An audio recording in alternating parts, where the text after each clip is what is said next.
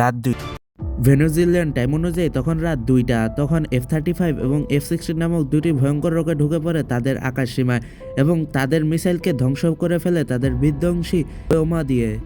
এরপর দুটি স্থান থেকে দুটি ভয়ঙ্কর বিমান রাডারকে ফাঁকি দিয়ে তাদের আকাশসীমার ভিতরে ঢুকে পড়ে এবং কি এলোমেলোভাবে ঘুরতে থাকে। এটি সন্দেহজনক ছিল। তার একটু পরে কিন্তু মিসাইল দিয়ে দুটি ভবনকে একদমই ধ্বংস করে ফেলা হয়। কার্কাসের এই দুটি জায়গা ছিল তাদের মেইন টার্গেট, কারণ এখানেই থাকতে পারে সেই রাজা। এটির মধ্যে একটি টার্গেট ছিল এয়ারবেস।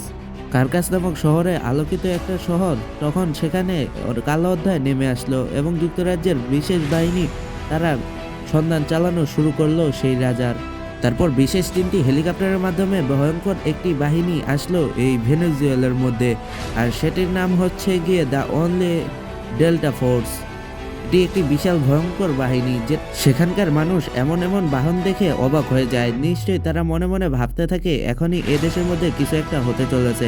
ডেল্টা ফোর্স একটি সুরক্ষিত জায়গায় ল্যান্ড করে। এরপর আমেরিকান বাহিনীর একটি বিশেষ হেলিকপ্টার এবং কি 5টি যুদ্ধ হেলিকপ্টার নিয়ে গোলাগুলি করতে থাকে এবং কি সেখান থেকে কিন্তু ডেল্টা ফোর্স এই বিল্ডিংয়ের মধ্যে প্রবেশ করে তাকে এবং তার স্ত্রীকে গ্রেফতার করার জন্য। হেলিকপ্টার থেকে নামা বিশেষ ভয়ঙ্কর বাহিনী অর্থাৎ ডেল্টা ফোর্স কিন্তু ছাদের উপর ল্যান্ড করে ফেলে। তারা পুরো বাড়িটিকে একেবারেই ঘেরাও করে ফেলে। তারা কিন্তু আগুনের সাহায্যে এইটি রডটিকে গলিয়ে তারপর গেটটিকে ভেঙে একজনকে গ্রেফতার করে ফেলে সাথে সাথে।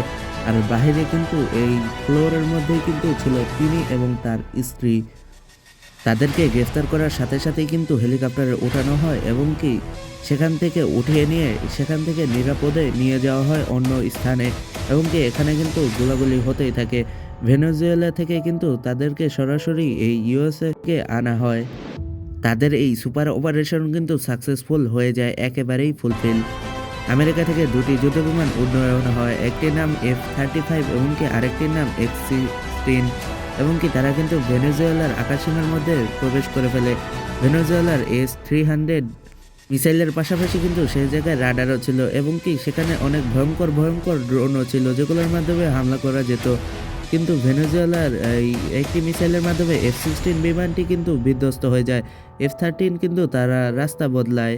3টি যুদ্ধজাহাজের সাহায্যে কিন্তু নদীপথে হামলা করা হয় ভেনেজুয়েলার ওপরে।